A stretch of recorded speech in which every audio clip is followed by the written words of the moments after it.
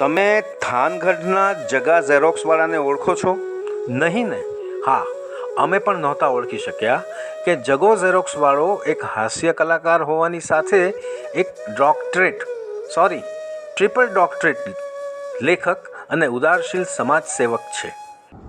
Doctor Jagdish Trivedi દ્વારા લોકડાઉનના પ્રથમ 50 દિવસમાં સંપાદિત થયેલું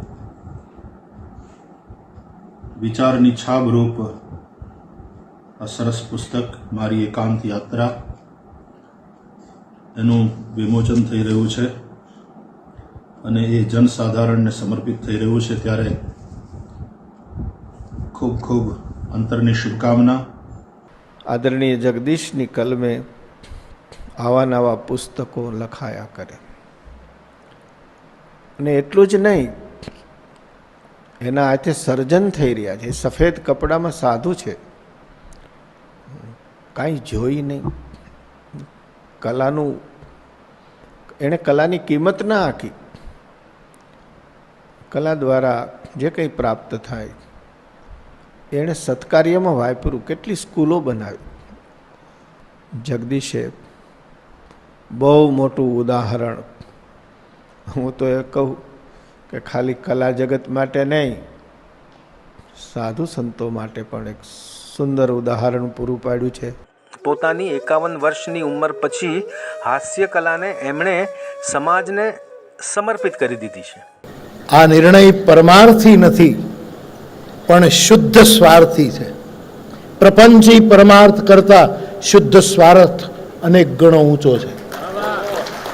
એ મારે તમારે ન ભૂલવું જોઈએ. એવા આપણા જગદીશભાઈએ આવો એક શિવ સંકલ્પ કર્યો. આશ્ચર્ય ઉપજાવે એવો સંકલ્પ છે આ. આમણે ત્રીજે પગથિયે જય પગ મૂક્યો એવું પગલું ભર્યું છે 50 વર્ષે. આ એક મોટો ત્યાગ છે.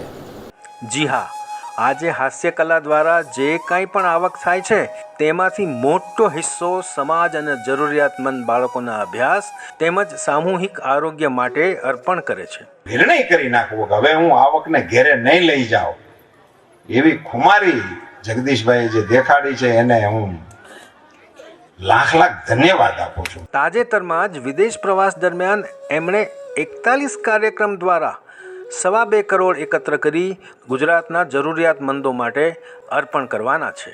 હવે તો તમે ઓળખી જ ગયા હશો.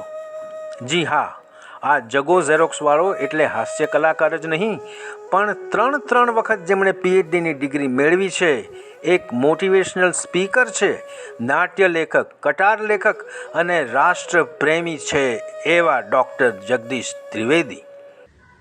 જગતના મહાન ફિલસૂફો હોય, સંતો હોય, કવિઓ હોય, લેખકો હોય, એને જે સાહિત્ય અને જે કોઈ સાહિત્ય પ્રેરક છે, પ્રેરણાદાયી છે, એ એને ઠીક લાગ્યું, એનું આમાં એનું સંપાદન કર્યું. પદ્મશ્રી શાહબુદ્દીન રાઠોડના શિષ્ય જગદીશ ત્રિવેદીએ હાસ્ય કલા દ્વારા લાખો લોકોના ચહેરા પર મુસ્કાન લાવી છે, તો ઉદારતા દ્વારા અનેક બાળકો, દર્દીઓ અને જરૂરિયાતમંદોના જીવનમાં વસંત ખીલવી છે.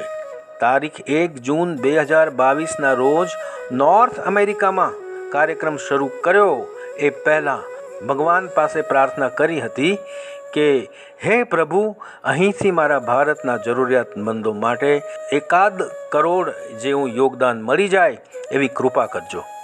ઈશ્વરે આ પ્રાર્થના સાંભળી હોય તેમ 3 મહિનામાં માત્ર 41 કાર્યક્રમો કરી 1 કરોડને બદલે 2.25 કરોડ જેવી માતબર રકમ હાથમાં લઈ માદરે વતન પરત આવ્યા છે. आज के जमाने की बात करता हूँ, हास्य कलाकार जगदीश त्रिवेदी ने वो पण किया कि 75 साल की उम्र तक जिस ढंग से प्रोग्राम में मुझे इनकम आ रही है वो सब होकर के 11 करोड़ रुपया मुझे मिलेगा. 11 करोड़ की मरने के पहले चैरिटी करके जाऊंगा. कभी भी खत्म हो सकता है. तो मैंने सोचा, मेरे पुत्र को, मेरी पत्नी को, सबको इकट्ठा कर दिया और बोला कि 11 करोड़ के संकल्प को ओवरटेक करना है. तो सबने प्रॉमिस दे दिया, आप नहीं कर पाएंगे, हम आपके संकल्प पूरा कर देंगे. आपके जीवन की समाप्ति के पहले 11 करोड़ 100% डोनेशन कर देंगे. मगर ये जगदीश त्रिवेदी अमेरिका में प्रोग्राम देने के लिए गए अमेरिकन कल्चर, लड़के लड़की सब। हास्य का प्रोग्राम होने के बाद अंदर से एक ऑफर आई, अमेरिकन कल्चर को लेकर के हम चाहते 2-4 नॉनवेज जोक्स भी बोलो। और जगदीश त्रिवेदी ने उसी टाइम विदाउट डिले किया इतना कह दिया, भाषा मेरी माँ है, माँ के कपड़े में कभी नहीं उतरता।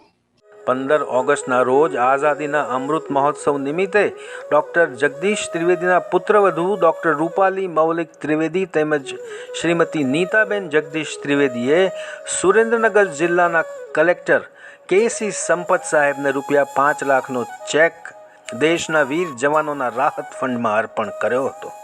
ડૉક્ટર જગદીશ ત્રિવેદી ખરા અર્થમાં જગદીશ છે. વિશ્વને હાસ્ય કલાકાર તરીકે પણ સમાજની સેવા કેમ કરી શકાય તેવી દિશા બતાવે છે. હું રાજ્ય સરકાર વતી તરફથી તો એમને જેટલા પણ અભિનંદન આપો એટલા ઓછા છે, પણ એક સામાજિક આગેવાન તરીકે પણ આ કામમાંથી વ્યક્તિગત પણ હું પ્રેરણા લઉં છું. એવું કામ એમણે કર્યું છે. અને શિક્ષણ મંત્રી તરીકે આવા કામમાં અમારે આખા રાજ્યમાં ફરવાનું થાય ત્યારે હું ચોક્કસ આ મંચની સાક્ષીએ કહું છું કે જગદીશભાઈ તમારું ઉદાહરણ હું આપીશ. અને એક એવા મુઠ્ઠી ઉચેરા માણસનું જ્યારે એક ઉત્તમ ઉત્કૃષ્ટ કૃત્ય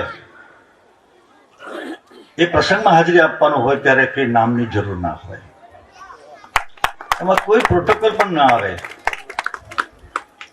અને બીજું પણ એક મારા સ્વાર્થનું કારણ છે આવવાનું.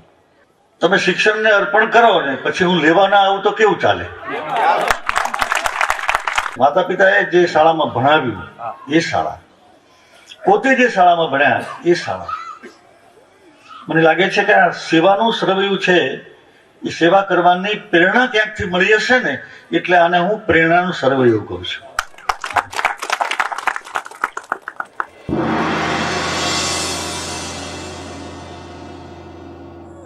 આવો ડૉક્ટર જગદીશ ત્રિવેદીને માદરે વતનમાં ઉમળકાથી આવકારવાની સાથે તેમના વધામણા કરીએ.